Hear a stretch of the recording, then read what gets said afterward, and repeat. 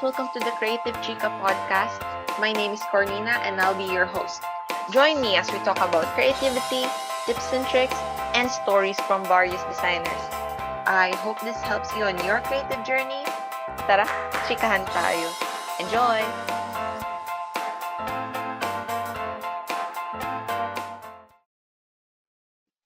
Hello, guys, and welcome to the second episode of the Creative Chica podcast. My name is Cornina, and today we are here with my good friend Kyle C. Hi Yay! guys. Louder, guys! Hi, So, kumusta? okay lang naman. Ikaw, kumusta ka? I'm okay. Anyway, so, KP, can you tell us about yourself? A short intro about yourself. Okay, so hi everyone. I'm Kyle Peter C. My friends call me Kyle or KP. I am a graphic designer based here in the Philippines, and I've been designing ever since I was a college student.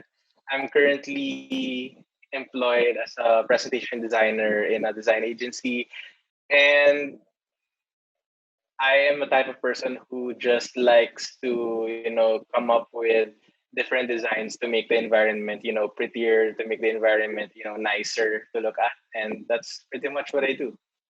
So, what made you push through with design and being a creative as a career?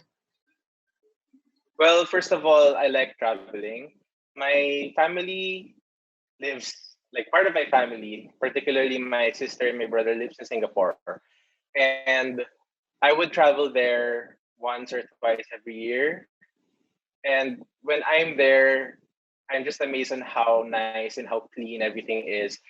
The street signages, the train system, it's all designed really well. They have really nice signage that are created consistently in branding. It is easy to understand. Even if I'm a tourist in Singapore, I'm able to understand it as if I was living there like a local.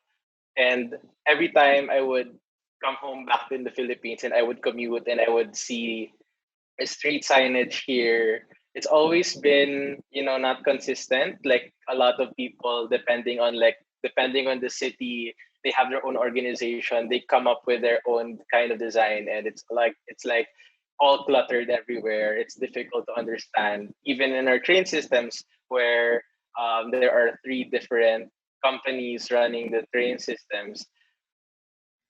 They all have their own design, and it's really confusing for a lot of people who are trying to get their way through the transit system, since there are not a lot of directional signs and warning and safety signages for people to make sure that they're safe. So as a designer, I've always wanted to design for the Philippines so we can be like countries like Singapore. Because if there's no one who's going to, come up with these solutions, they're not just design solutions, but they're communication solutions.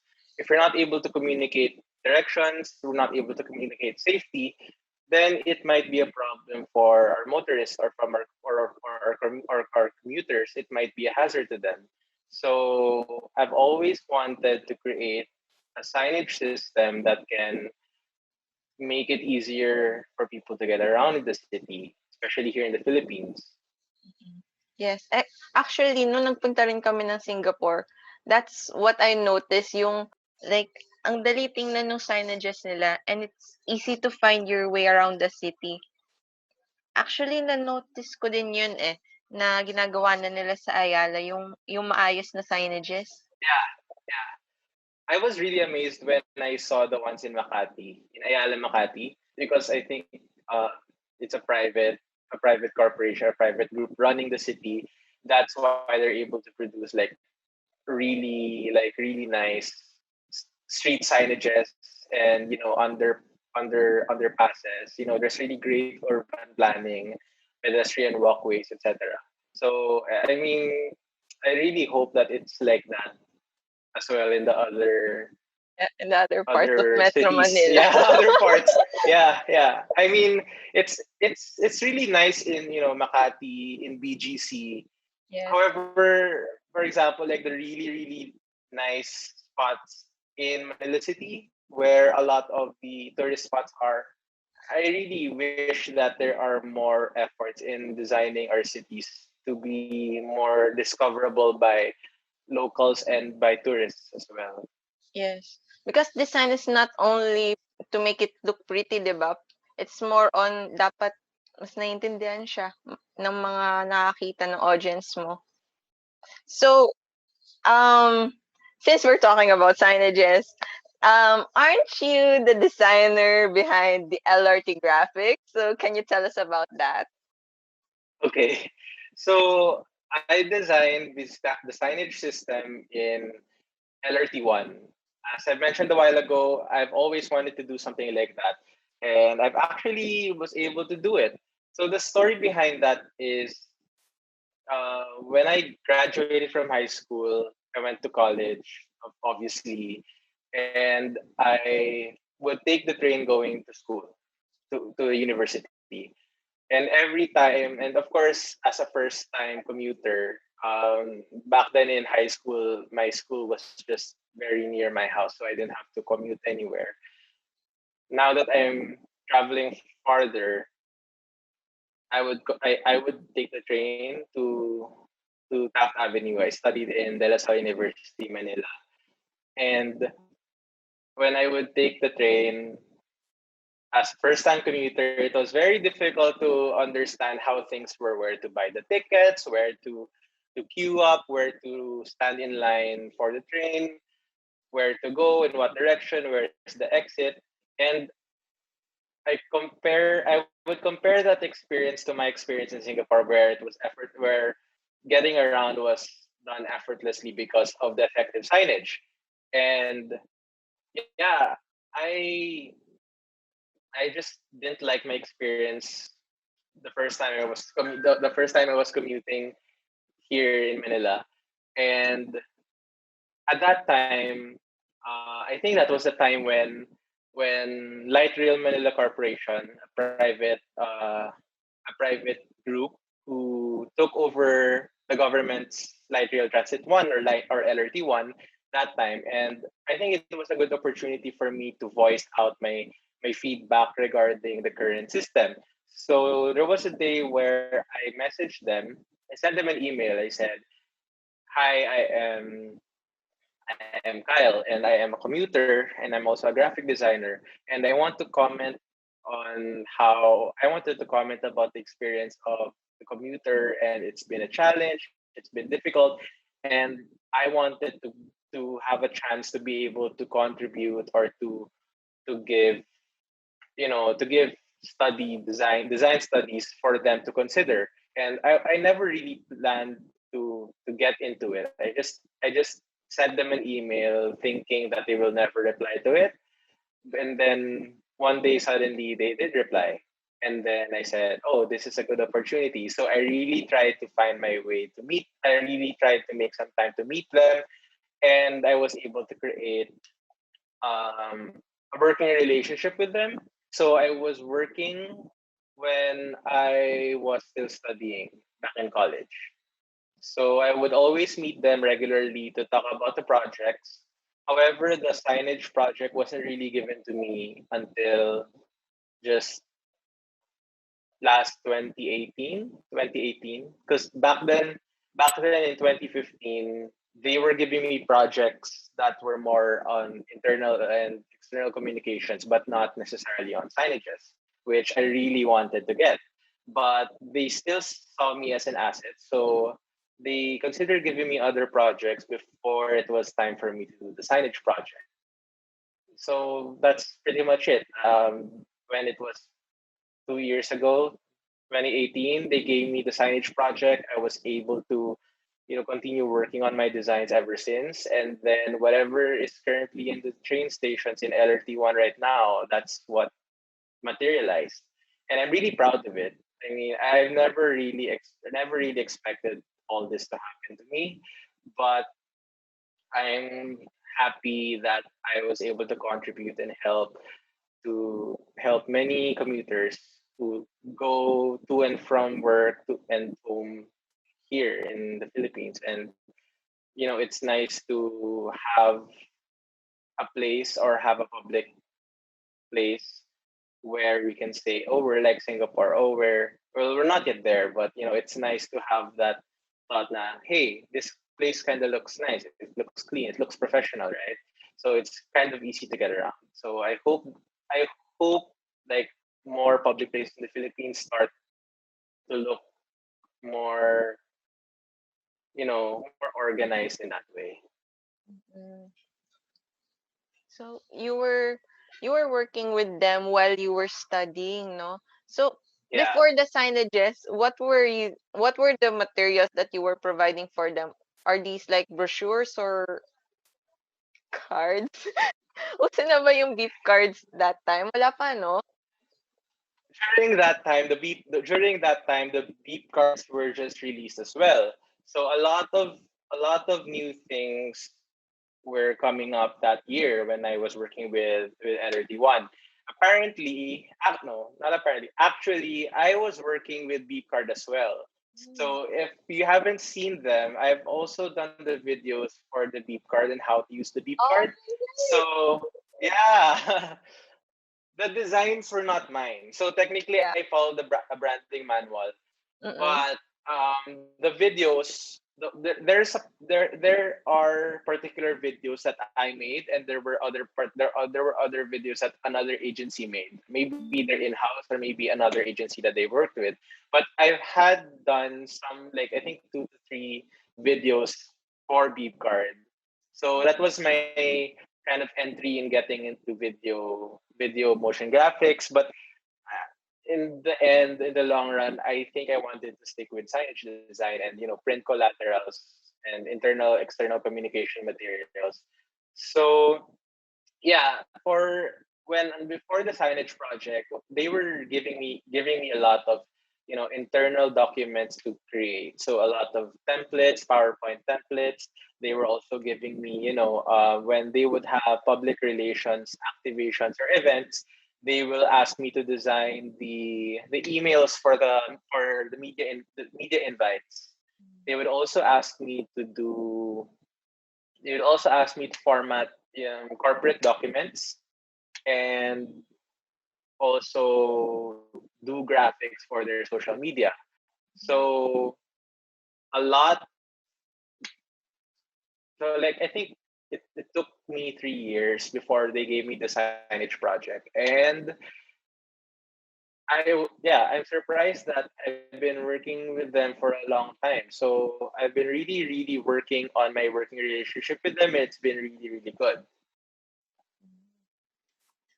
So what's a typical day for Kyle C back then when you were still studying and working with LRT1?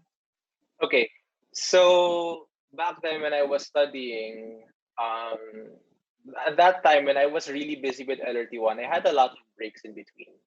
So I would take the time to go to the library and do my do my projects in the library while I study, while I spend my free time, and then I would communicate to them um, via email. So I'm pretty much always online. So I always make sure that there's a line of communication between my clients. And yeah, when I would have to have a client meeting in the depot or in the office, I will schedule it on a day where I'm not in school. So there are days where I go to the office to meet them and have a meeting. Then I go to school if I have classes in the afternoon or in the evening, or I go to the depot on days where I don't have classes. So when I graduated, I started working, and then I continued to have projects with LRT. And at that time, I was in the graveyard shift, and it was a bit of a challenge for me because I really didn't have a lot of time to prepare for the things that needed to be submitted. So there were days where I would work on my graveyard shift from 11 p.m. to 8 a.m. and then I will report to the depot, have a meeting with them. So without having any sleep, there are days where, because at that time I was already doing the signage project, there would be days where I would do my shift from 11 to 8 a.m., 11 p.m. to 8 a.m., and then I would go to the train station to do an ocular on the signages that they put up, like the mock ups that they put up. And I'm literally just half awake because I haven't had any sleep. And I've been really, really, trying to keep myself awake when I would when I would have meetings with them. So it's been really a struggle to to be in that position. However, since then I really was having a hard time in the graveyard shift. I moved to the day shift, and things have been getting better. So I've been meeting them usually in the afternoon since I end my work at 3 p.m. rather, 3 p.m. and I would meet them in the office. I would pass by and meet them at the office at around 4 p.m. for meetings. So I think that one works better than the graveyard schedule. Mhm. So currently, because of the pandemic, the company has had other priorities. So I don't really have a lot of projects coming from them this time because, you know, um, LRT operations are not the same since the lockdown. And maybe this time they're focusing or they're prioritizing on other things, which I totally understand. And I do hope that everything will be fine for my clients and also for all of us really. Mhm. So were you working with the team?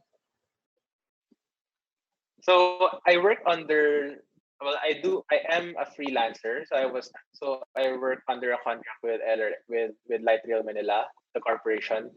And I work alongside with the corporate communications department. So we have a corporate communications head there, and we have associates with them who are working alongside with me when they need to contact me regarding, we need to have this done, we need this now, we need this Yeah. tomorrow. Uh-uh. They're the ones who are reaching out to me, and they've always been very supportive about they've always been very supportive about the cause that I wanted to come up with as designer. And it shows that for like almost working for them for almost more than 4 to 5 years, it's really nice to have people who you can work with who also understand and support you, because not because you're just making money, but because you're really making a difference for other people. Mm. I have a question. Like, let's go back to when you were still studying, and then you emailed them, diba, about this that you kind of wanted to help them. So Yeah.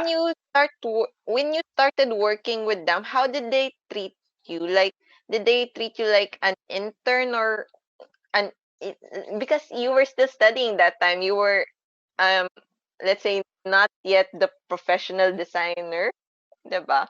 So how did they work with you? How did they treat you that time? They've always treated me like a guest in the company. So every time that I would come into the office, in their office, they would, welcome me. They'll ask me if I want some coffee. They even have, because of my nature as a designer, I'm not really an agency. I don't have an office. So sometimes they would actually offer me a desk to work on. So for example, there's a vacant desk there. That's technically where I sit and work. And it feels like I'm already actually part of the company, and it's really great because through the years that I've been working with them, they have been inviting me to, the media events as well. So it's really interesting since, I also graduated in a course of communication. It's really interesting to see how, the process of, inviting the media to come into the events happen. It's interesting. It's interesting to see how the communication processes happen. It's interesting to see how many connections you can make because of these media events. And going to one is just like, wow, you see all the people trying to get a story from like the updates of LRT1. things like that. It's really, eye opening, because if I did only work as a designer and I never met my clients, I don't think it would be as fun as really immersing yourself to seeing the people, to visiting the stations, to riding the trains themselves. So it really makes a difference when you start interacting with people. It makes your work more purposeful, rather than you just sitting and just producing output. You actually get to know the people who you work with. That's very interesting for me. So, any challenges you have faced while you were working at LRT1? Well, first of all, as a freelancer, and I when I started, I wasn't really employed in full. I wasn't really employed that time in a full time. I didn't have a full time job then, and I just went in the industry, like I went in the railway industry not knowing a lot about railway and not knowing about business in general. So I was always it was scary, because you don't know if these people are gonna scam you, or if these people are gonna take advantage of you.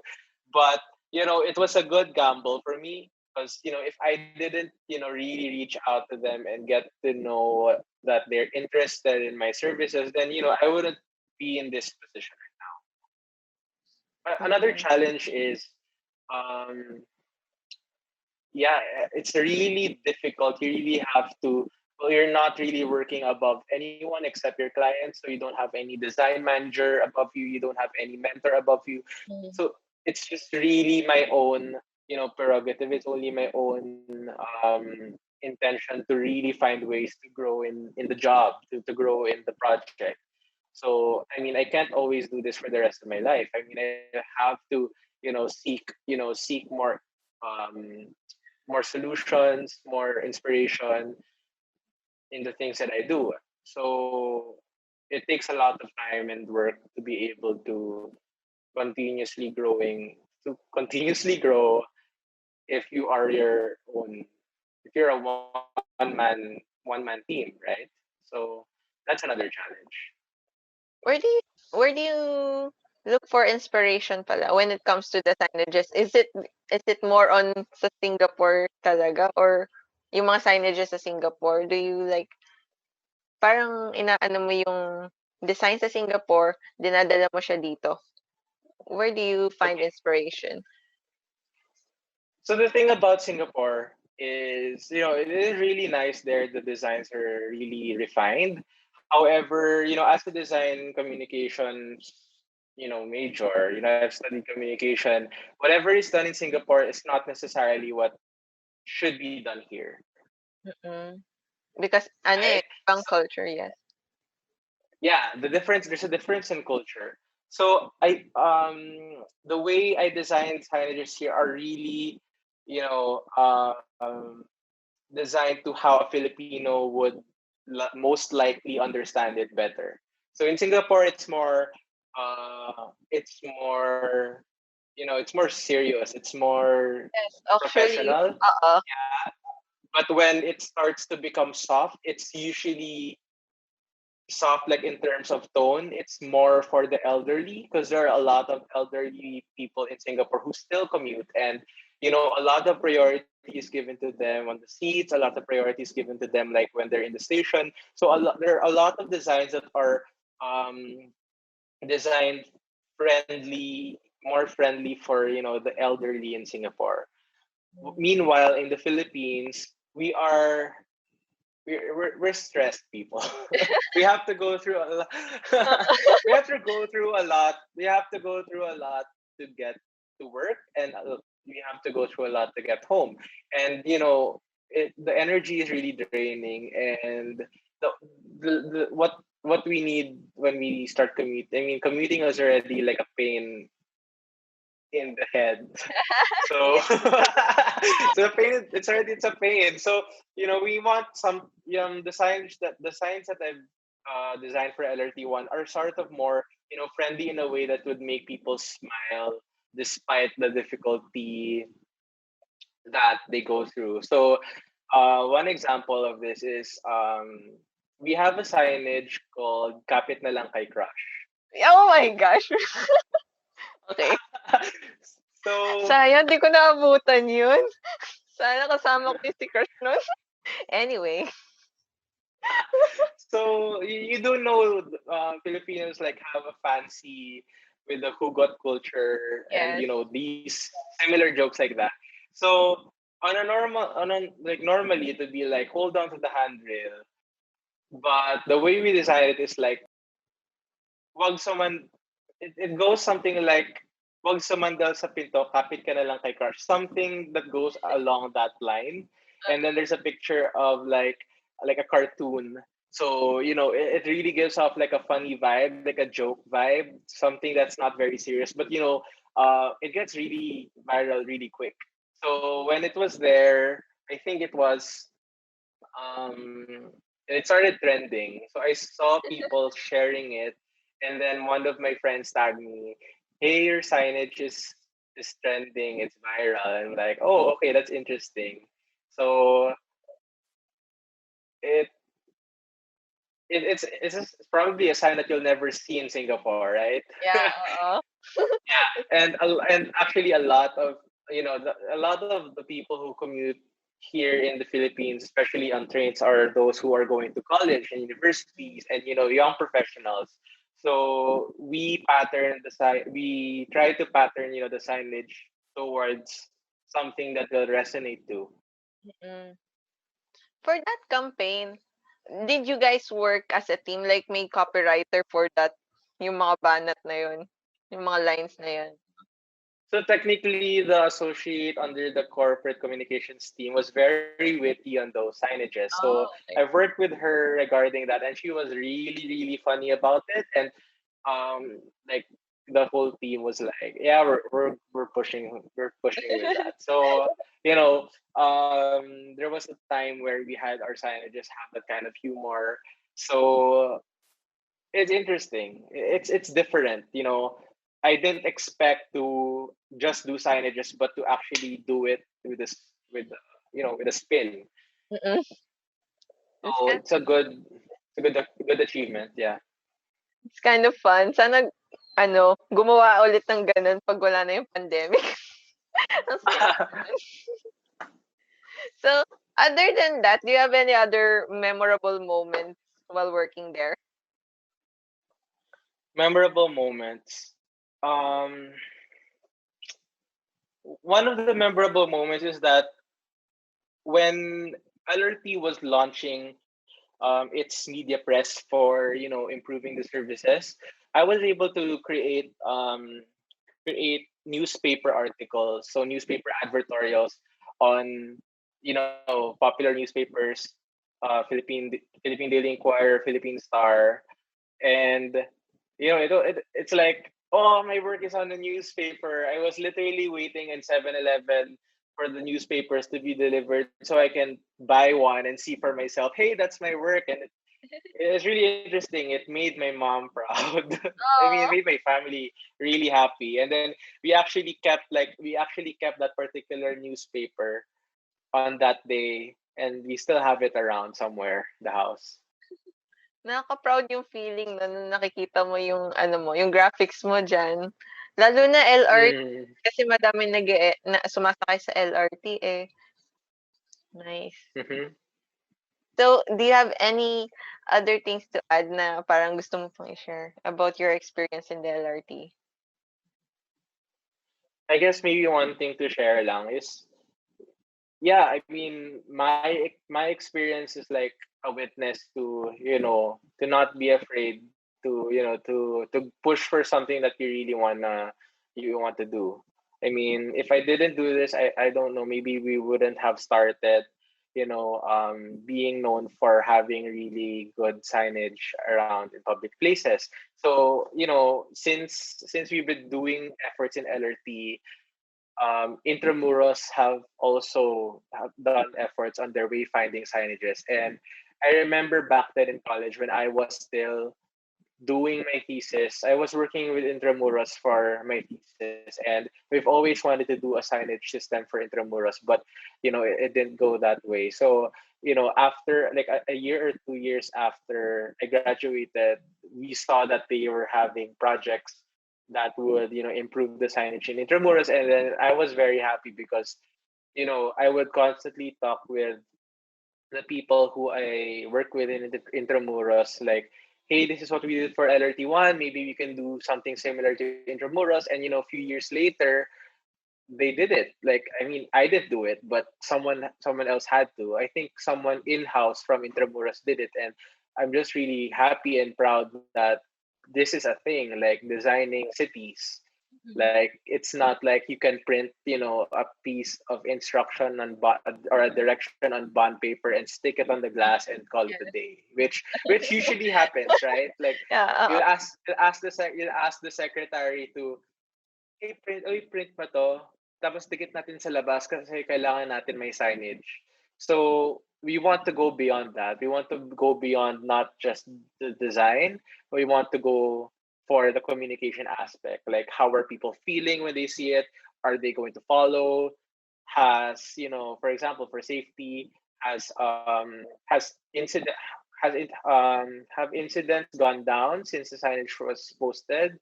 We're able to study all that, and it's really interesting to see that the results are actually the real. They really make a difference. Mm.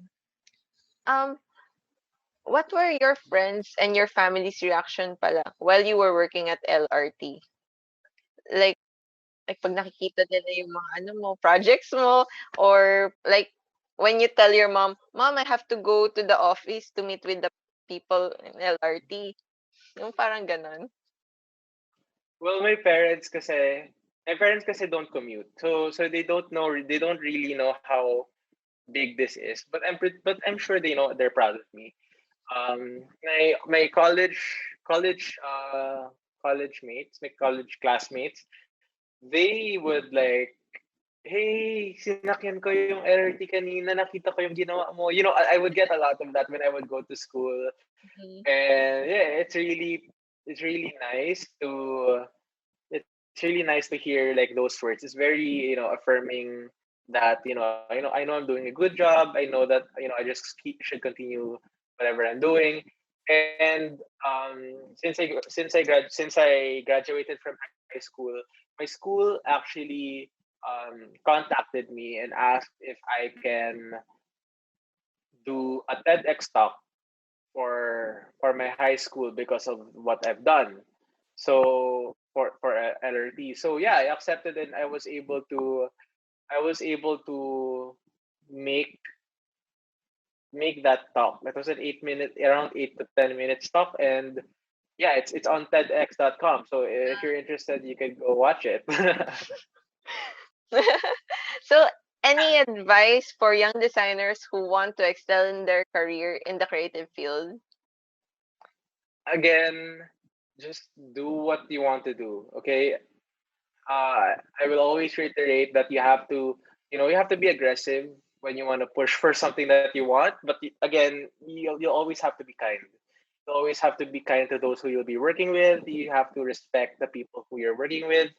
You have to respect um, you have to respect feedback. You have to respect constructive criticism, really, because a lot of people are already frustrated. Like, for example, in LRT, like a lot of people would comment about everything, and sometimes it's out of your control. But you're trying as much as you're trying your very best to please the commuters. You're trying your very best to please the corporation, but you know you just have to go through the process if it comes your way. I mean, I did not expect that I'll be doing this, or I did not expect that it's going to be part of my life. I've always expected that I would just get into a corporate job and then just how climb the corporate ladder, and like how everyone would expect. But designing train signages for the city, that's very, very unique. It's nice to tell stories about that to other people, because it's a story that someone else won't be able to tell, right? Mhm. I mean, it's unique to me. So to those who are aspiring, just keep aspiring. Just try to find ways to reach the people who you want to reach, to be able to, create solutions, to create changes to the world that you want to design. So, design your world, find out how to get there, and then just keep doing it. That's nice. So, Kyle, where can we find you? You can find me at home. Sakay kami LRT1. Yeah, going there. You can find me. Recently, I haven't really been very active on social media, but I am coming up with a podcast. I've been coming up with a podcast that should air soon. So maybe I'll introduce it the next time I'm here. But just stay tuned. I'll tell you where I am. Okay. Thank you. And we're looking forward to that podcast. Um, Yes, thanks. so that's it for this episode. Thank you for sharing with us your story, Kyle. Your experiences working with LRT1. We'll be hearing more from Kyle in the coming episodes. So if you enjoyed this podcast, don't forget to follow. And again, thank you for listening. Let's talk again soon.